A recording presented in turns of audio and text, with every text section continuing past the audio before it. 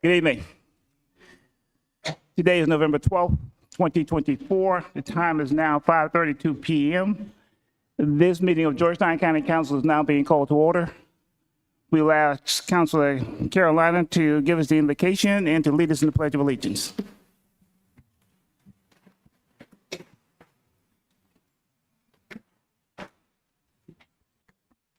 Heavenly Father, we thank you for this day in which you have blessed us.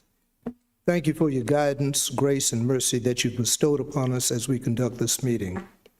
Guide and direct us that all that we do as stewards over the land is for the greater glory of you for service to Georgetown County. Our prayers go out to the employees and families of International Paper who've received the news of the loss of employment by closure of the mill. It affects us all as a community. We must have faith because faith without works is dead. And we ask you to bring this county and people together to put in the work and make us whole. Our prayers continue for the people who suffered loss of life and property from the hurricane events from Helene and Milton. A week ago, America elected a new leader. We pray for the president of this nation, the executive branch, members of Congress, leadership of all local, state, regional, and federal agencies. We ask you to guide and direct the leadership of this nation in every way. We thank you for your protective hand that has shielded our nation. Thank you for hearing the prayers and requests of your people. We pray in the name of your Son, Jesus, asking you to give us divine protection for the people of this nation. We're asking you, Father, to ensure to keep us safe from harm's way and provide protection from destructive plans that have been plotted against us. Father, we pray that you extend a hand of protection against all of the destructive forces of terrorism against your people and nation. Heavenly Father, please restore dignity, honor, trustworthiness, and righteousness to the office of the presidency of the United States of America, and help the leader to remember to be an example in his personal conduct for the women, men, sons, and daughters of this nation to follow. Dear Father, you are our refuge and stronghold in times of trouble. We declare with our mouths that the people of this nation will dwell safely in this land and prosper abundantly. We are more than conquerors through Christ's name. We declare that no weapon formed against us shall prosper. And the people of God said, Amen. Amen. We will take a moment of silence in recognition of the transition of the former County Administrator, Mr. Tommy Edwards.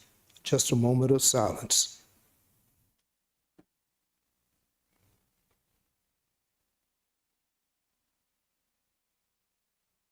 Thank you. I pledge allegiance to the flag of the United States of America and to the republic for which it stands, one nation, under God, indivisible, with liberty and justice for all.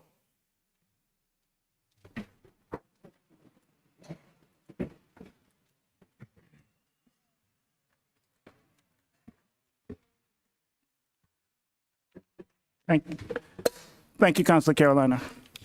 And thank you all for being here this evening. We move on down to the approval of our agenda. Please note that a request has been made by the applicant to defer action on Report 10C. That's the second reading to rezone property located on Brick Chimney Road. And also, please note that the applicant had requested that item 9A be withdrawn from the agenda and that the request be withdrawn. That third reading of ordinance number 24-51 to rezone one parcel totaling approximately 2.92 acres located at 7914 Browns Ferry Road. The applicant has requested that that particular item be withdrawn. So there no action be taken on that particular item either. With that being said, is there a motion to approve the meeting agenda as amended? So moved. It was moved by Councilor Carolina. Is there a second? Second. Second by Councilor Mercado. Any discussion? All in favor, please raise your hand. Opposed? Motion carried. Agenda is approved. We move on down to our special reports and presentations. Tonight we have our nonprofit spotlight with Ronald McDonald House. With the representative, I can't pronounce your last name here. Fine. Don't want to Thank mess it you, up. sir. Thank you. Thank you for this honor to speak to you. I need your assistance, please. We are in the middle of a huge capital campaign, and so I need as many people aware of this as possible to help spread the word. The Ronald McDonald House, oh, I'm sorry. You asked me for my name. It's Kathy Papadimitriou. My dad came from the old country. I grew up here in the low country, though. Everybody calls me KP, so please feel free to call me KP. Thank you. Yes, sorry, sir. Randy, if you'll give me the next slide. We focus on the families of critically ill children. That is our basic mission, and all of our programs support that mission. Randy? Our largest and biggest program is our house program, which is why we're called the Ronald McDonald House. Most people are not aware that 90% of children's hospitals have a Ronald McDonald somewhere in their vicinity. It is actually a part of their accreditation to have a facility where parents and caregivers, grandmothers, whoever's taking care of that child is able to stay and be with the child. When I was growing up here in the Low Country, we literally were just dropped off at a major children's hospital, and you were lucky if your parent could come see you between 7 o'clock and 8 o'clock at night. Now, we have a whole different idea of family-centered care, and it is critical, particularly with pediatrics. All the studies have proven that a child will actually heal faster if they have people around them who love and care about them, people that they trust while they're going through that critical phase of their life. And the children I'm talking about are not broken legs or arms. I'm talking about children fighting for their lives. Randy? We're so fortunate in the Low Country to have the head of pediatrics focused here in Charleston, in the Charleston area. We at MUSC actually serve as the specialty hospital for all of pediatrics in the state of South Carolina. And as a byproduct of that, in Charleston, we try to provide a home away from home for those families. We follow the science, obviously. The people who stay with us follow the science at MUSC, and MUSC excels in heart. So anywhere between 30 to 28% of our children every year are having some sort of heart transplant, heart cath, something in that area. The second largest area that we serve is the NICU. The parents and caregivers of premature children. And then, quite honestly, you can see a huge dip. It goes right down to cancer and neurology, and then GI is right behind it. But look over the course of those 6 years that I've given you, how much they really stay consistent. Thank you, Randy. Most children stay with us, or families stay with us, about 75% of them to be exact, for 14 days or less. And then the 25% stay for multiple months up into the course of a year because they have multiple procedures and cannot leave the ICU units. The 75% who stay with us for up to 14 days commonly come back and have a series of procedures within the course of a year. Georgetown is always in our top 10, always.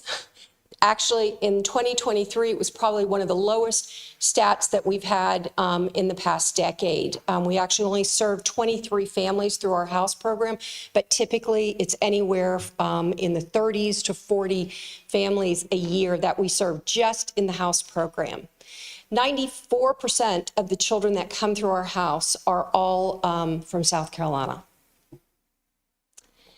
Outside of our house program, we have conjunctive other programs. If you're just going for the day to the hospital, for example, for a follow-up procedure, you could be met by our staff and our volunteers in the clinics. We served last year over 50,000 in the clinics. Just giving you a banana may seem like nothing, or a cup of coffee, but when you're stuck there in the freezing cold waiting between procedures, it can make a huge difference. In our sickle cell and oncology units, when those children are stuck there for transfusions over 8 hours, we do another 2,000 meals where we try to take care of them while they're going through that transfusion. And then the last program I want to talk about is, go ahead, Randy, thank you, is the Baby Blooms program. This actually we do in-house for the caregivers, the parents, and the families of the premature children. I've had a woman look at me and say, I don't need to go to that program. I have 3 other children. She came out of the class and said, oh my God, I learned so much. The wonderful thing about the science, they're actually saving children that they would never have saved when I was born. And I don't consider myself old. I consider myself medium. But the truth is there are huge developmental issues for those children. And so we do, in a very fun way, a learning session for those parents to help make them aware of what they need to look for as the child continues to grow. Thank you, Randy. Our house is one of the oldest. Ronald McDonald is only 50 years old. It was started by a woman who was an oncologist. She couldn't even get a loan for the house. She ran the oncology unit in the Philadelphia area. And we could be called the Philadelphia Eagles House because they were actually technically the first organization that came forward to help us. But it was McDonald's who joined with the Philadelphia Eagles and did a telethon, and they created the Shamrock Shake. And it's from that time that we consider Ronald McDonald our mission sponsor. The truth is, each Ronald McDonald is its own 501c3. They have to pay their own bills. We belong to the community. We are 100% self-supported. McDonald's, to this day, the franchise owners still collect the money as you go through our McDonald's, and we do receive that money directly from the change boxes that you serve, but for the most part, we're 100% self-funded.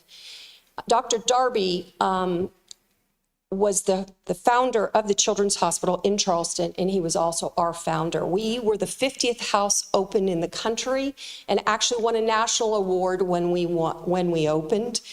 I will tell you honestly, our board's done what they had to do to survive. Within that footprint, we're 32 bedrooms today, but we actually are the smallest bedrooms in the country on a Ronald McDonald standard. We've just flat out outgrown the facility. There's not another way to say it. We're turning away, and this is what's breaking my heart and why I need you to tell my story. We're turning away over 550 requests a year. That has been the case for the last 4 years. 550 families have no place to stay, or they're paying Charleston, and you know Charleston's rates at hotels are astronomical, or they're driving back and forth, and you want a high pregnancy mother driving back and forth 17 in the middle of the night? I certainly don't want that responsibility. So I please ask you to tell our story. The statistics show, because MUSC has grown and is doing such great work, that we should probably be 55 bedrooms today. We're 32. Our plan is to grow to as much as 70. We wanted to afford 80. We just couldn't. So we're trying to build an additional 46 bedrooms to get us to 70, and we believe that'll get us through the next 10 years. Thank you, Randy. Here's a view of what we finally got passed from the Charleston BAR. Those of you who have dealt with historical areas like Georgetown and Charleston understand what I mean. So I'm happy to say that we are approved now. It's a $25 million campaign. We're about $4 million short. So we're in the home stretch. I just need to find the last 4 million. It is our intention to break ground in July of next year. It's going to be adding another 42,600 square feet. Go ahead, Randy. And it will give us things that we don't have now. For example, every family will have its own bathroom. Right now, we're still built in that old dorm style. If you can imagine 2 twin beds, you get a bucket and you share a shower down the hall. That's what the Ronald McDonald House is now. So moving forward, every family would have its own dedicated bathroom. That's huge to us because, as you know, you can pass disease through feces. So we believe that's the right standard. And then it has things that will get us through major earthquakes and hurricanes. I can't tell you, even though I've grown up in this world, in this part of the country, it breaks my heart when I have to send people home and their kids are still in the hospital during a major earthquake or, a major hurricane. It would also give us the functional areas for both houses. So a large kitchen, playrooms. We encourage play. Play is a sign that the child is getting better. Go ahead, Randy. These are just some views. So we're very much thinking of like a Comfort Inn type style bedroom as our standard. It's just kind of the general idea. All right. And I wanted to close by just telling you a story. I think every year, something else as a CEO hits me. And it was last holiday season when I answered the door because it was crazy. The dog was barking. There was nobody around. And there was this young woman. She had to be 15, 16, beautiful, carrying a box. And she was stumbling, and so I went to help her. And in that box was her favorite cookies. She had some dolls, some science project kind of kits, and she was bringing those to the children who were stuck in the hospital and with us over the holidays. And I always ask people the same question when I first meet you: why us? There's so many great charities in this area. Why were you giving to us? And she said to me, because you saved my life when I was younger. And I said, oh, honey, I'm so sorry you were ill. And she goes, oh, no, I wasn't ill. It was my sister. But because my sister was so sick, my mother and I lived in 4 different Ronald McDonalds as she was having the various procedures. You were the ones who played with me. You're the ones who packed my lunches. You're the ones who made sure that I was okay and did my homework with me in the afternoons. So if you question an illness for a family and how it can disrupt the entire family, even if you have great insurance, please think of the Ronald McDonald. Thank you so much. And thank you for giving me this opportunity to speak to you, and please tell our story. We appreciate it. Mr. Chair. Yes. I've got a young lady before you sit down. I just want to say God bless you for what you're doing. That was heavy stuff. Thank you. Again, thank you from Council also for all that you do for our communities. We really appreciate you. Thank you. We'll move on down to item 4B. The Employee of the Quarter recognition, Mr. Ackerman.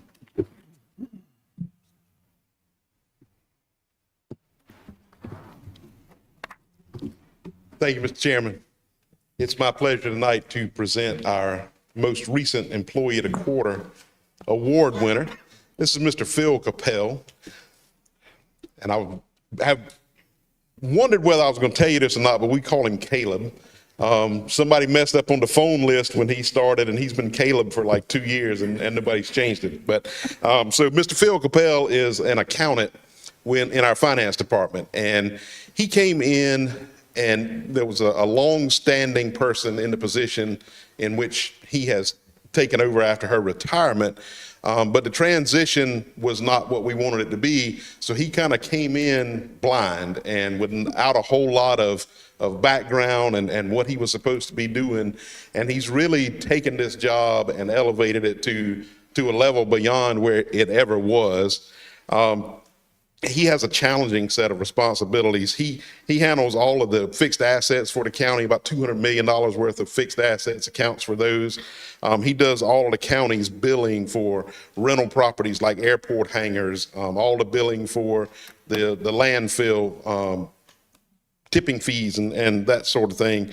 One of the big things that he is recognized for is he's done a lot of research and tracked down businesses that weren't paying the taxes that they collect and remitting to the county to the tune of about $250,000. And he sort of did this on his own time, out looking through the community.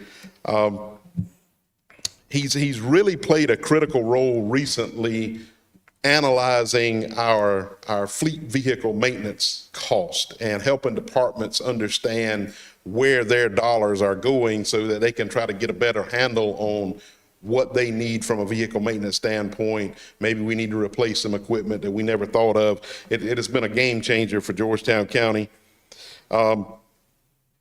His job description, his job duties and responsibilities kind of go beyond his job description.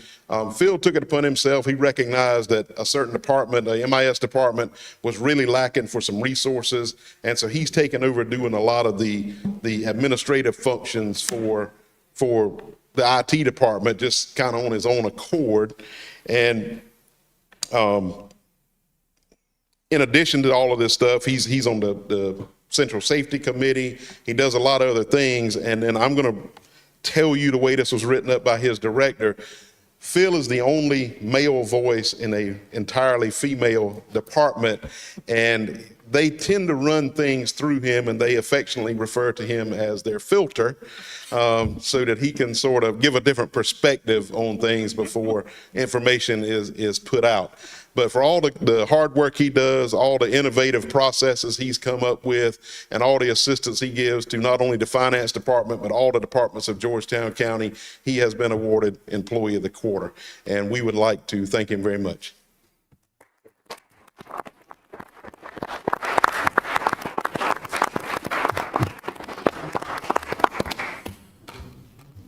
Mr. Chair, if you'll indulge us, we'd like to get a photo with Phil, and he has an entourage that he brings around with him everywhere he goes. His lovely wife and daughter and son-in-law.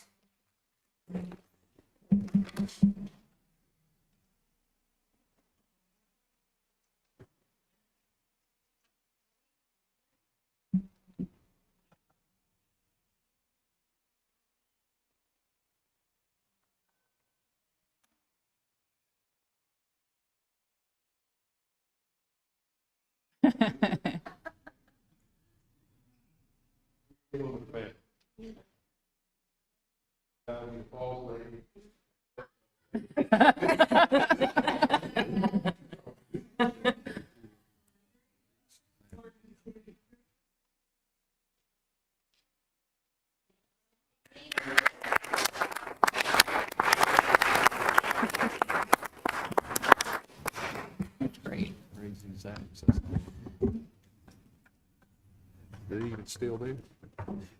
Okay. Well, thank you, Phil, again for all you do for Georgetown County. Let's move on down to our public comments. I just want to make sure that we have an understanding here. It's my understanding again that there are several of you who are here to speak regarding item 9A pertaining to the parcel consisting of approximately 2.92 acres located at 7914 Browns Ferry Road. It is my understanding, and it's council's understanding, that the owner of that particular, the applicant of that particular request has withdrawn that request. Is the applicant here? Just left. Just left? But it's my understanding that he has withdrawn that particular request from our agenda, so we will not be taking any action on that particular item. And the reason I'm mentioning that to you, because if you desire that you still desire to speak, that's up to you, but you really don't have to speak anymore because the item is no longer a part of our agenda. So it has been withdrawn from our agenda.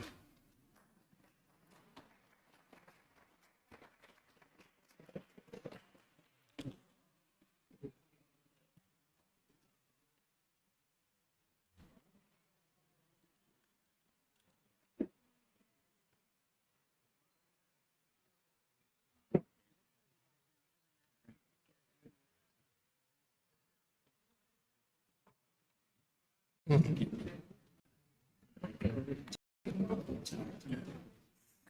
good.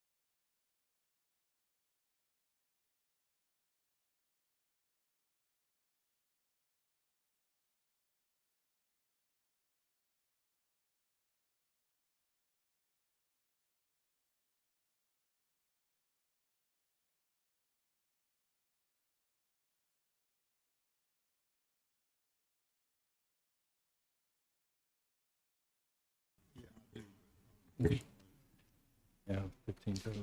Anybody else? Okay. Mr. Council- Chairman, Yes. speaking with Madam Clerk here, there are 15 total people have signed up to speak. 11 of those were on the item that has been withdrawn that you just mentioned. You may want to just make sure that there's no one that signed up to speak on that item that's still remaining. I think most of them have left, but you may want to check, and then we could move on to the remaining 4, I guess it would be, that did not sign up to speak on that item. Is there anyone else in here who signed up to speak regarding the property in Browns Ferry and still desire to speak? Okay, no, there's anyone. So we're moving down to our public comments. A public comment period is included on each meeting agenda and shall be limited to 30 minutes. Each speaker will be limited to no more than 3 minutes. No speaker may yield his or her allotted time to another speaker. Members of the public who wish to address council during the public input period should sign up with the clerk of council before the meeting is called to order. Please note that there's a timer on the screen. We ask you to conclude your statements when that timer goes off. Madam Clerk, do we have anyone sign up for public comments this evening? Anyone else? Yes, Mr. Chairman, we have 4 speakers signed up. And as you stated, each will have 3 minutes. And our first speaker is Matt Hisby.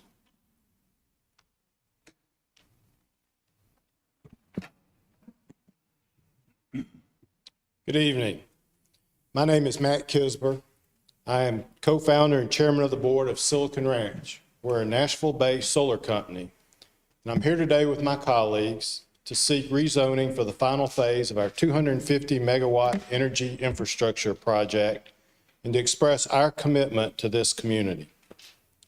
When I co-founded Silicon Ranch with my partners back in 2011, we did so with the understanding that when developed responsibly, solar energy projects serve as a source of community pride while contributing to local economic growth, helping to make communities stronger, healthier, and more resilient.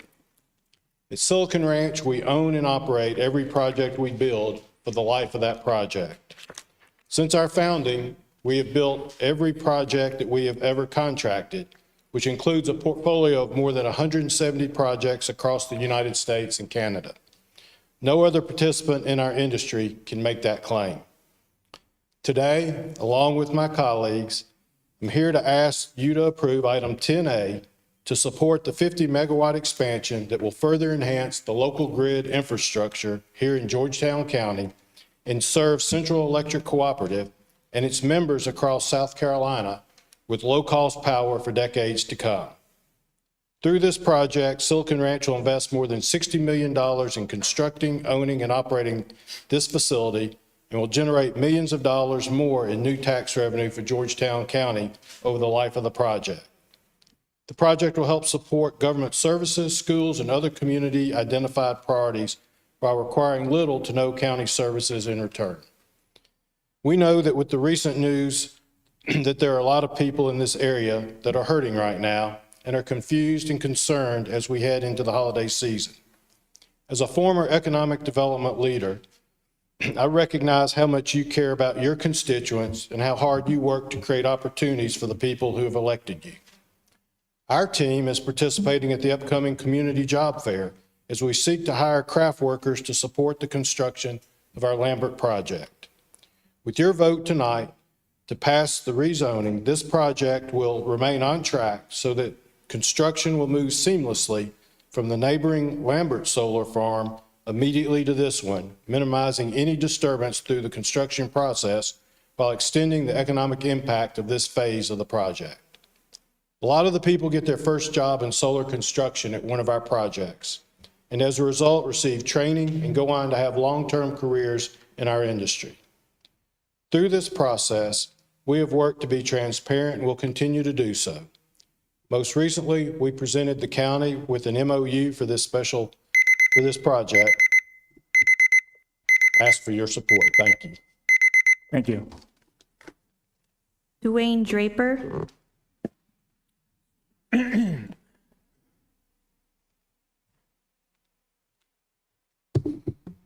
Good evening, Dwayne Draper with Keep It Green.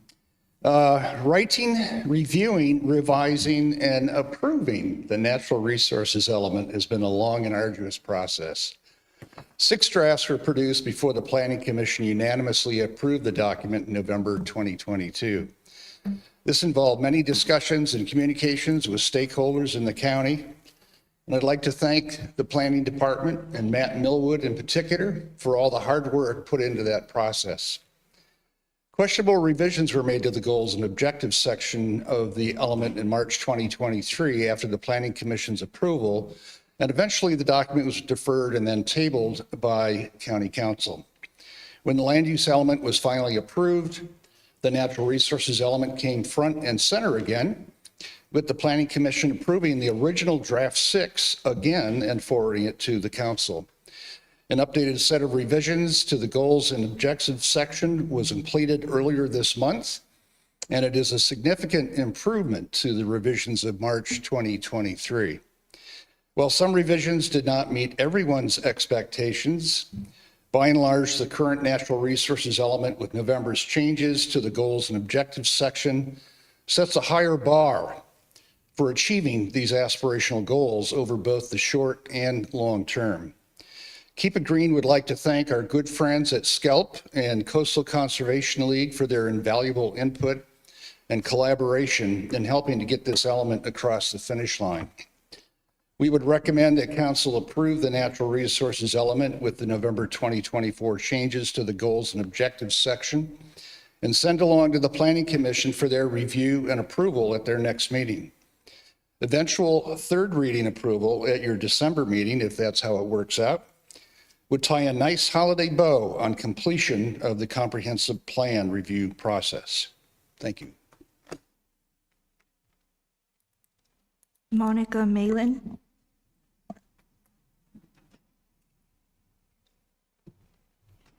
Hi, my name is Monica Whalen, and I'm a staff attorney for the South Carolina Environmental Law Project.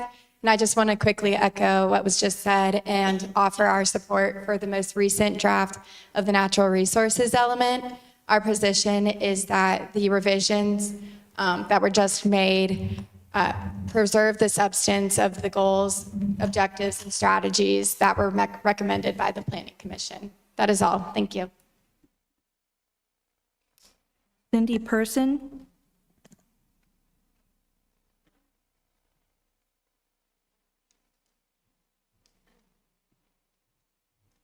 Good evening, Cindy Person. I'm here to speak on behalf of Keep It Green and other community groups to express support of the natural resources element draft recommended by Planning Commission on November of 2022 and again in October of this year, as well as the November 4th revision to the goals.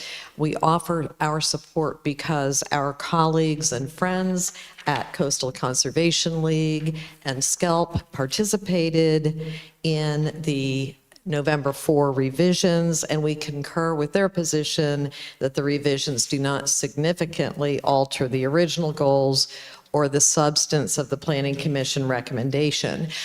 We offer our support in a spirit of compromise and collaboration because we support the expeditious adoption of the underlying element. Thank you very much. That was our final speaker. Thank you, Madam Clerk. Please note that we will take all of the comments into consideration. We move on down to our consent agenda. And please be informed that 4 matters on the consent agenda were previously approved during the agenda approval process.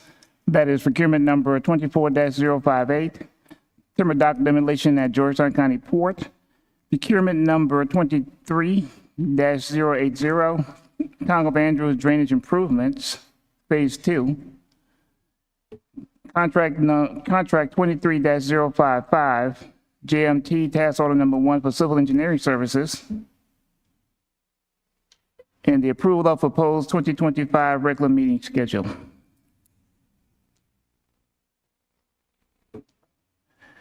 We are moving down to our public hearings. Mr. Chairman, before we move on, several meetings ago, we had an item on the consent agenda, and I had asked that I say a few words about that particular thing. And that was the new contract for the airport FBO, fixed-based operator. And I'm the only pilot on council here, and so I've always gotten totally involved in those things, and I knew the former contract front to back. I'd read it many times, and I just wanted to let everybody know that I think Mr. Watson did an excellent job of putting that new contract together. If he missed anything, I'm not aware of it, and I just wanted to thank him publicly for what he did. He did a great job. Thank you. Thank you, Councilor Anderson. Okay. We are moving down to our public hearings. We have a public hearing regarding ordinance number 24-55, an ordinance to authorize renewal of a property lease agreement between Georgetown County, South Carolina, and South Carolina Educational Television Commission. The floor is now open for anyone who has any comments regarding ordinance number 24-55. Seeing no one approaching the podium to speak regarding ordinance number 24-55, the public hearing is now closed. We move on down to resolution and proclamations. You have resolution number 24-38. Madam Administrator. Good evening. This is a required resolution to confirm our involvement for dredging of the inner harbor right here in Georgetown with the Army Corps of Engineers. It just requires us to be involved in the process and be a collaborative partner. Thank you. Any questions for comments for our administrator from council? Hearing none, is there a motion for adoption of resolution number 24-38? So moved. Moved by Councilor Anderson. Is there a second? Second. Second by Councilor Newton. Elliott Newton. Any discussion? All in favor, please raise your hand. Opposed? Motion carried. We move on down to resolution number 24-39. Mr. Ellis. Good evening, Chairman Morant, members of council. I'm here for resolution 24-39, which is to officially adopt our 2024 Georgetown County multi-jurisdictional hazard mitigation plan. That's a mouthful. So it's a required update by FEMA. We have to do this every 5 years. This update was conducted in partnership with our stakeholders throughout the county, municipalities, private nonprofits, school district, so on. We work very closely with the Waccamaw Regional Council of Governments, specifically one of their planners, Lee Kane. I'd like to give her credit. She worked very diligently and hard to get this plan revised, put together, and meet all the check boxes for the federal government. This plan takes a deep dive into stakeholder input, stakeholder strategies, and hazard analysis, among other things, to better prepare us and help us to mitigate the impacts of the hazards that we face here in Georgetown County. So unless you have any specific questions, I resort to you for approval. Thank you. Any questions for Mr. Ellis from council? Yes, yes. Clarification, how will this hazard mitigation plan flow with FEMA's mitigation plan, mitigation and buyback and elevation, and the South Carolina Office of Resilience? And do you initially have to identify areas, say, that are prone to flooding, and trying to relieve for property owners repeating of occurrences? Correct, yes, sir. So this plan takes a deep dive into what hazards impact various areas of the county.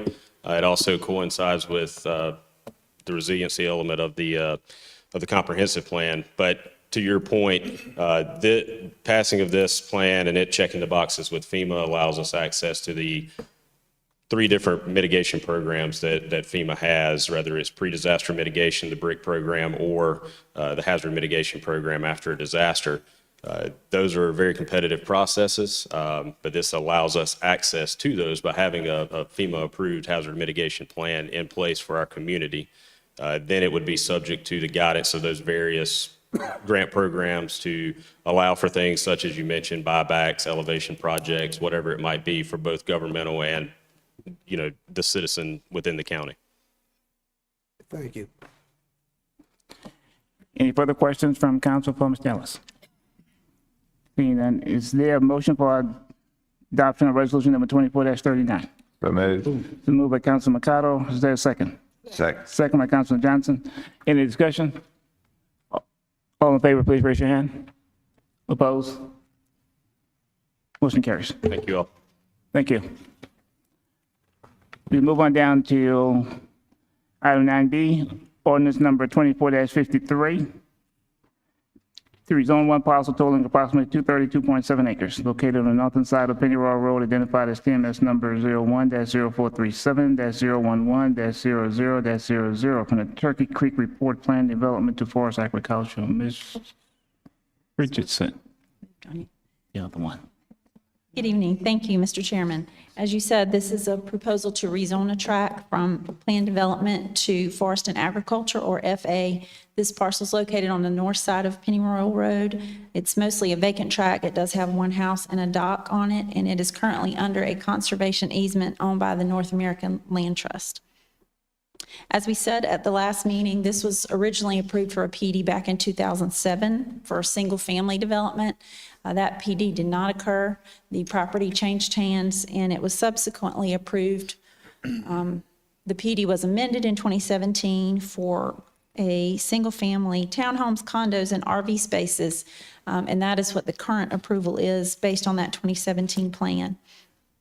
Later in 2017, this property was put under a conservation easement, and the current owner bought the house in 2022.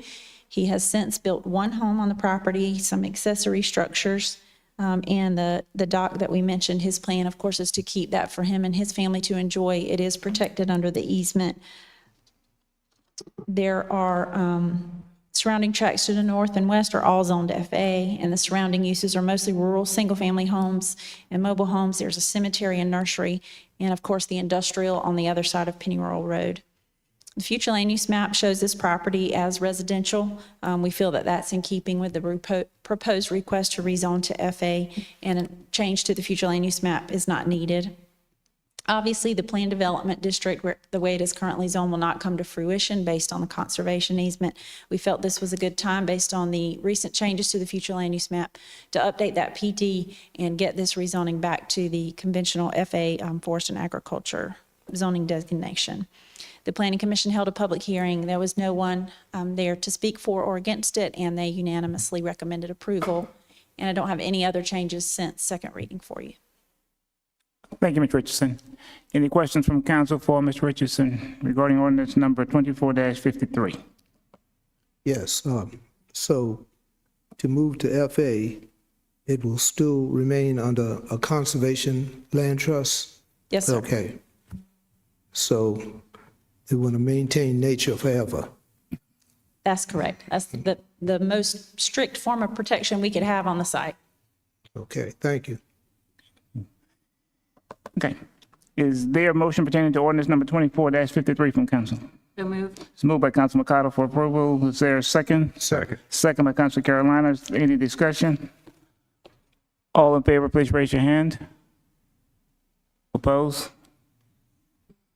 Motion carries. We move on down to our second reading of ordinances. Ordinance number 24-40 to amend the Georgetown County zoning map regarding a 1,003.79 acre parcel identified as TMS number 01-0442-026-07-00 located on Wild Horse Road in Georgetown County from forest agricultural to reflect a solar energy facility floating district. Ms. Richardson. Yes, sir. As you know, we've been talking about this track and this proposed zoning plan for quite some time. The property is currently zoned FA. It's a vacant timber tract owned by C&T Timberlands. The request here is from Silicon Ranch to purchase approximately 1,003 acres of the site there on Wild Horse Road. The reason for their request here is to construct a 50 megawatt solar farm system to supply power to the Santee Cooper electric utility grid. This portion of the plan does not contain a substation like the previous phases did. And just a reminder, I know we've had a lot of discussion about this request. What we're dealing with here is a proposed zoning overlay. You'll recall that solar farms are presented as an overlay district in our zoning ordinance. So that's what the request is here. The conceptual plan that's in your packet, that's what they're asking for, is a zoning overlay to go over this FA zoned piece. There are some wetlands that are scattered throughout the tract. They will remain uncleared and undeveloped with the proposed solar farm. There are some areas of the site that are in a flood zone. They are not proposing any development in those areas as well. They're planning to develop 423 acres of the 1,000 acre site with freestanding solar panels. 42% of the 1,000 acres will have solar panels on them. The rest of the property will be in wetlands, buffer areas. They're also planning for pollinator sites. Of course, there'll be access roads and some protected wildlife corridors as part of the development. They will need a county land disturbance permit for stormwater. No final construction permits will be issued, of course, until that final land disturbance permit is given. Also, they will need, just like the current phase, federal and state permits from regulatory agencies, and those are in the process of being applied for. We've talked earlier about the future land use map. This project was one of those where the map changed while this was in progress, so we no longer need an amendment to that map. It is designated as rural residential, which supports the request. Way back in July, Silicon Ranch held their first public informational meeting in the Lambertown community. There were about 35 people there with questions and concerns. The Planning Commission then held a public hearing on the request on July 18th. There was only one person that spoke, and the commission voted 6-0 to recommend approval. A few updates since that approval. We have been provided a decommissioning plan by the applicant. That plan mirrors the same decommissioning plan we had in place for the Lambert phases 1 and 2. There is a letter of compliance in your packet from the Stormwater Division for the current phases and the construction that's going on there. The applicant also provided you with a project schedule, a monthly update report, which I understand they plan to put on a common schedule to provide for you all. And we have also provided you with the draft memorandum of understanding that was referenced earlier, that addresses their planned investment in Georgetown County, the local employment opportunities that he mentioned, the monthly reports that I mentioned as well, and then the FILO agreement. The Silicon Ranch representatives are here for any questions, and I'll, of course, be glad to answer any that I can address as well. Thank you, Ms. Richardson. Any questions from council regarding ordinance number 24-40, second reading?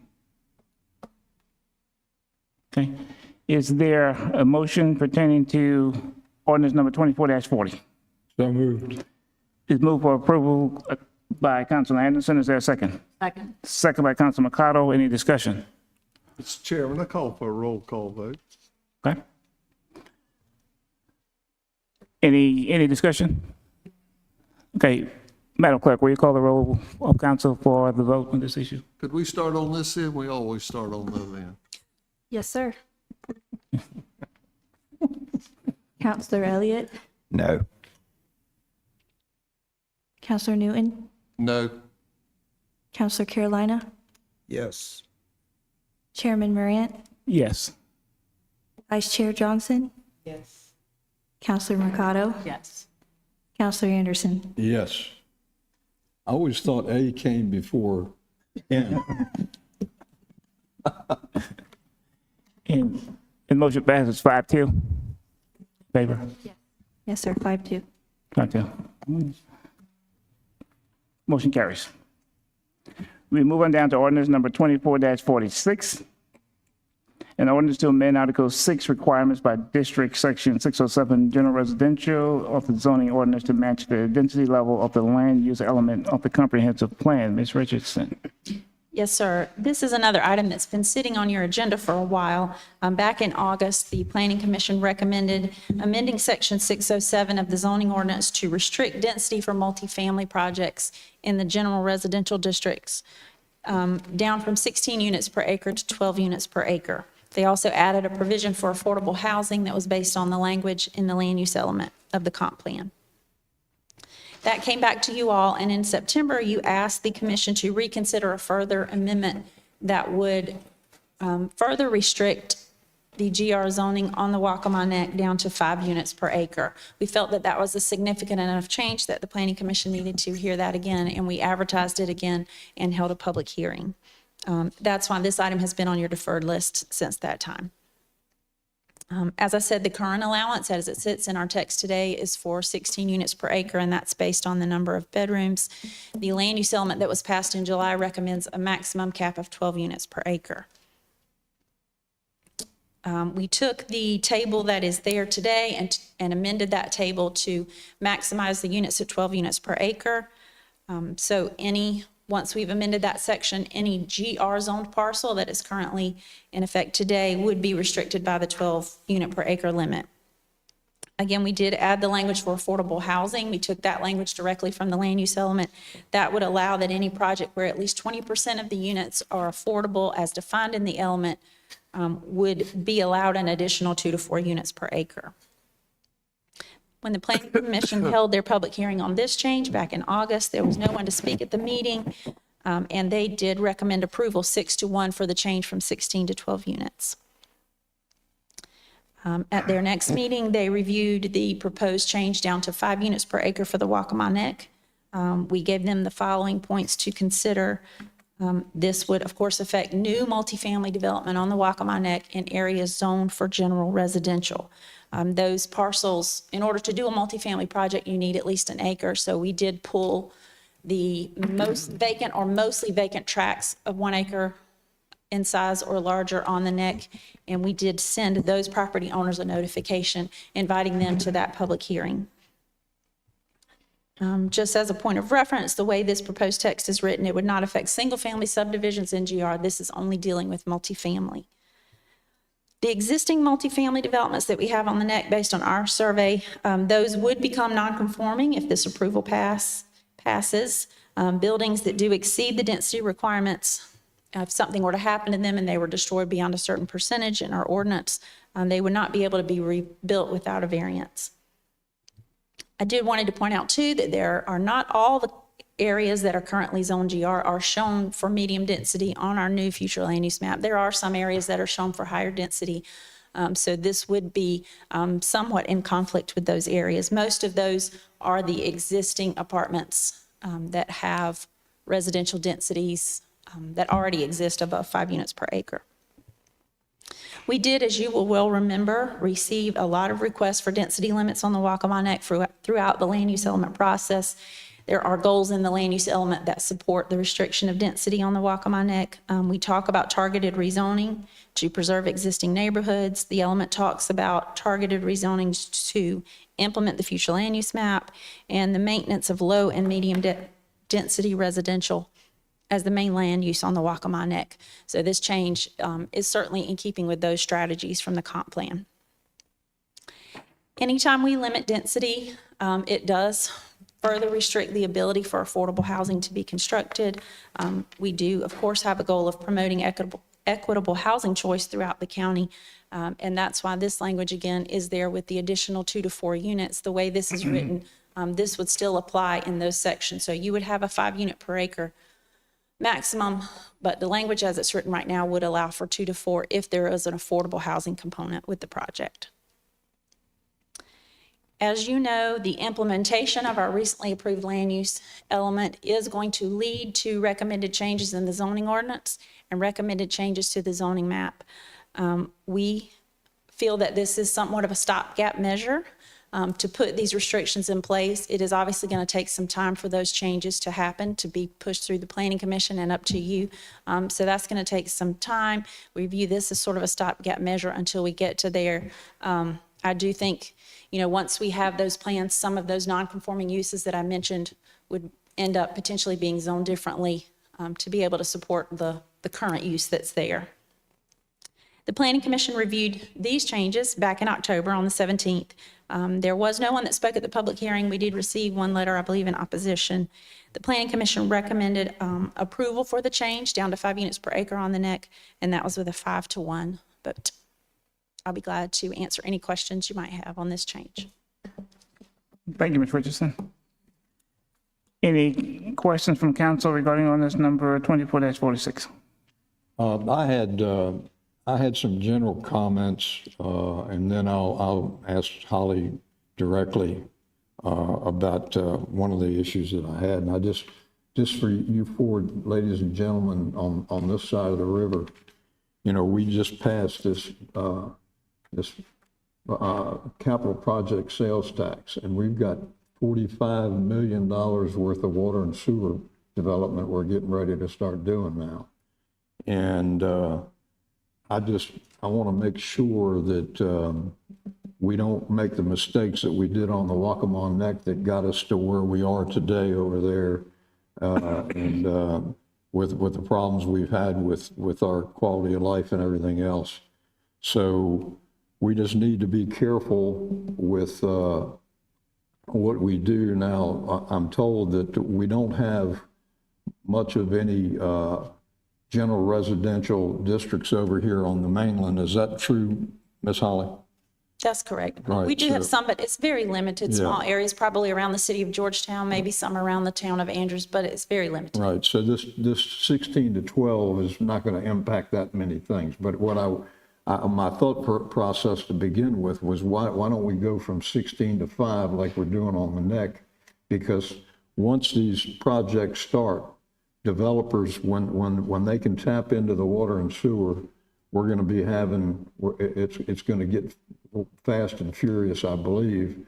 And based on the comments that I've seen from people on the mainland side over the last couple of years, the Planning Commission meetings, I heard them talking about the problems with density over here in Planning Commission meetings, town hall meetings, and we all got a slurry of emails about this development out on 701. So I'm just saying, I think it's coming, and we need to make sure we make these changes smartly and quickly so that we don't run into problems down the road. The question I had for you, Holly, was that at the end there, the last sentence in the narrative there was section 607-501 regarding affordable housing and workforce housing, that was going to remain the same. And I assume that would mean that they could do 12 units per acre on the Waccamaw Neck if somebody decided they wanted to do affordable housing. Now, I have nothing against affordable housing. You might remember about 3 years ago, the Mercom property over there, that 14 acres, I wanted to convert that to single-family homes for affordable housing, but we never got there. So I'm a little bit concerned about what we're doing there, and I might even be looking to make a motion to make a change to that part of it. Can you tell me more about that? Yes, sir. The proposal would not allow for development NGR on the Wacomianek to go up to 12 units. It would only allow them to add 2 to 4 units per acre to the 5 if they provided at least 20% of their units as affordable housing. 2 2 to 4 additional 4. to the 5. Okay. That's if it's affordable. Yeah, if it's affordable.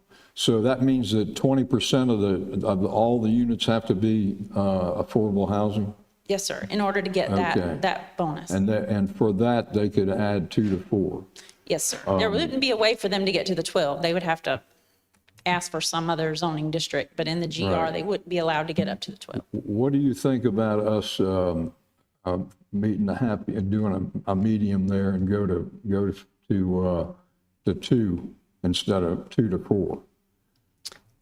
That's certainly a possibility at council's discretion. This language, again, was pulled from the recommendations from the land use element. So, Okay. and it's pretty consistent with the range of 2 to 4 right. for all the districts. So that would go adding 2 would be 7. So, Mr. Chairman, I'm going to make a motion to amend that last portion there to go from 2 to 4 just to 2 in the text.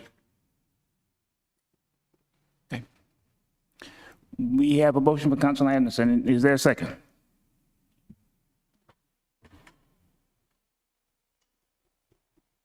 Hearing none, the motion dies for lack of a second. Mr. Chairman. Thank you. My colleague, in reference to the $45 million in sewer projects, the western part of the county and many areas in the unincorporated areas are in extreme need of sewer projects. The 4 things that it helped improve are, number 1, health conditions, the better utilization of the property owner's land versus having septic tanks and field lines running everywhere, which reduces the usable space of your property. It invites economic development in these areas also. Economic development could be business economic development or affordable housing.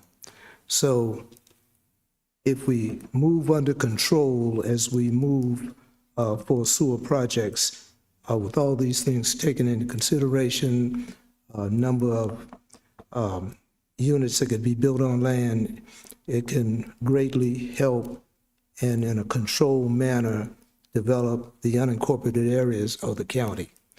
So I'm sure Ms. Richardson and the guidance that you'll give on this, it'll be an endeavor that will greatly help unincorporated areas, the real rural areas and the unincorporated areas. It will be a help to these areas and for the property owners. Yes, sir. And one thing I did want to add, because I mentioned earlier that the GR, general residential zoning in the western part of the county is very limited. I think if this new infrastructure does lend itself towards developer interest and new development, in most of those cases, that's going to be a zoning change that's going to need to come before you anyway. I mean, I think you'll see that because I don't think the current zoning is going to support the level of development that would likely happen. Thank you. Thank you. Any additional questions for Ms. Richardson pertaining to ordinance number 24-46? Holly, do you have the ballpark numbers of, I should have asked you this earlier to see you were prepared, of what this change will make on the Wacomianek as far as actual zoning to decrease density? Do you have I don't. I do know, like I said, we sent out about 89 letters of vacant or vacant-ish tracts of over 1 acre in size. But I don't have a calculation as to how much density that would save. But I do know it would affect essentially 89 parcels. Okay. Now, were all those parcels primed for development? Were all those people interested to sell? Who knows? And again, those parcels may be half wetlands. They may be heirs property, which would make development more difficult. All that comes into play as well. I want to thank you for incorporating the workforce housing verbiage from the land use element into this, even if it's on the Wacomianek. I think it's important that we have workforce affordable housing everywhere in our county, not just in one particular area. So thank you for that. You're welcome. Thank you. Okay, is there a motion pertaining to ordinance number 24-46? So moved. Moved by Councilman Mercado for approval. Is there a second? Second. Second by Councilor Elliott. Any discussion? Is there a motion to amend to incorporate the text as proposed by the Planning Commission staff? So moved. It's moved by Councilor Mercado to amend. Is there a second on the amended motion? Second. Second by Councilor Elliott. We go back down to the initial motion. All in favor of the amended motion, please raise your hand. Okay, motion passed. Now we go back to the main motion with the amendment. All in favor of the main motion with the amendment, please raise your hand. Opposed? Motion carries. We move on down to item 10D because the item 10C has been deferred. Ordinance number 24-55. Attorney Watson. Thank you, Mr. Chairman. This is simply a renewal of a lease that has been in place for some time for the tower for South Carolina Educational Television. Also, the was it National Oceanic Atmospheric Association? Did I get that right? They are also on that tower. So it is just continuing the agreement with them so that they can continue broadcasting in their services from the tower. Okay, thank you. Any questions for Attorney Watson from council? Hearing none, is there a motion for approval of ordinance number 24-55? So moved. Been moved by Councilor Elliott. Is there a second? Second. Second by Councilor Carolina. Any discussion? All in favor, please raise your hand. Opposed? Motion carries. We'll move on down to our reports to council on ordinance number 22-44. Ms. Richardson. Thank you. This is a proposed amendment to the comp plan dealing with the natural resources element. This is an item we have talked about many, many times, and I'm asking for your patience as we deal with it once more. Back in October, you voted to refer the natural resource element and the proposed changes from 2023 back to the Planning Commission for their review and reconsideration. They met at their October meeting and voted to recommend the original version that they first recommended to you. 6-0, they voted to recommend that back to you. Since then, staff has collaborated and met with some of our environmental stakeholders on the plan. We are once again proposing some minor amendments. Again, this process started with that original version as recommended by the Planning Commission and does have some minor changes that I have summarized there for you in your report. I won't go over those unless you would like for me to, but we do believe that these changes maintain the spirit of the original recommendations. There are some clarifications, some tweaking in items that were beyond the county's control. There's some rewording of those. We didn't delete those goals, we reworded them somewhat, and we did add sort of a disclaimer at the top that some of these goals involve other agencies. In order to ensure a collaborative process, and the reason we have this on tonight as a report instead of a vote is we would like to recommend that you do send these changes back to the Planning Commission. Again, these changes have happened since their meeting. They have not seen them. So we wanted to recommend that as a courtesy to them so they can act on those changes and read them. And one more time, bring a recommendation back to you for your review at third reading in December. And we would plan to also hold a public hearing at that meeting on the changes. And I'll be glad to answer any questions. I know you have some letters of support, and certainly some people spoke tonight on the issue. Thank you, Ms. Richardson, and thanks for the fine work that you and your staff have been doing along with the others who participated with it. Are there any questions or comments from council for Ms. Richardson? No? Okay, thank you. Thank you. We'll move down to the approval of our minutes for our regular council meeting of October 22nd, 2024. Is there a motion for approval of those minutes? So moved. Moved by Councilor Mercado. Is there a second? Second. Second by Councilor Carolina. Any discussion? All in favor, please raise your hand. Opposed? Motion carried. Minutes are approved. Now we will need to enter into executive session for briefing and discussion regarding economic development matters pursuant to SC Code annotated section 30-4-70A5. Is there a motion to enter into executive session for that purpose? So moved. It's moved by Councilor Carolina. Is there a second? Second. Second by Councilman Johnson. I'm sorry. Any discussion? All in favor, please raise your hand. Opposed? Okay. We are now entering into executive session.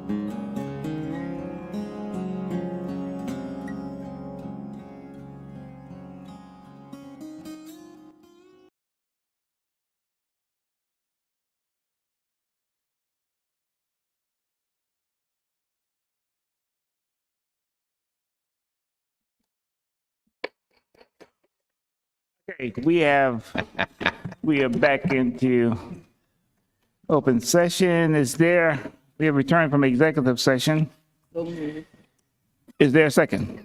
Second. Any discussion? All in favor, please raise your hand. Opposed? Motion carries. Please note that we have moved back into open session. We are returning from executive session to get briefing and discussion regarding economic development matters pursuant to SC Code annotated section 30-4-78.5. Please note also that there are no votes taken while we were in executive session. We are now back into open session. Is there any further business to come before council? Yes, Mr. Chair, I've got, under reports to council, 12A, I think we forgot to do a motion to remand the NRE back to Planning Commission. So on the motion to go ahead and do that. Okay. There's a motion from Council Mercado to remand ordinance number 22-44 back to a planning commission. Is there a second? Second. Second by Councilor Elliott. Any discussion? All in favor, please raise your hand. Opposed? Motion carries. Okay. Now, any further business coming before council? Yes, Mr. Chairman, I'd like to make a motion. I move to approve the proposed plan for expansion of the Georgetown County Business Center and to collaborate with Santee Electric Cooperative and its affiliate, Georgetown County Development Holdings, LLC, for development of an additional speculative industrial building on a parcel of land of approximately 5.69 acres, and to authorize the county administrator, county attorney, and other staff as necessary to take all such action as necessary to close the transaction and pursue the project. Thank you. You've heard the motion from Councilor Carolina. Is there a second? Second. Second by Councilor Newton. Any discussion? All in favor, please raise your hand. Opposed? Motion carries. Now, is there any further business coming before council? Is there a motion to adjourn? So moved. Moved by Councilor Elliott. Is there a second? Second. Second by Councilor Mercado. Any discussion? All in favor, please raise your hand. Opposed? Motion carries. We now stand adjourned. Thank you.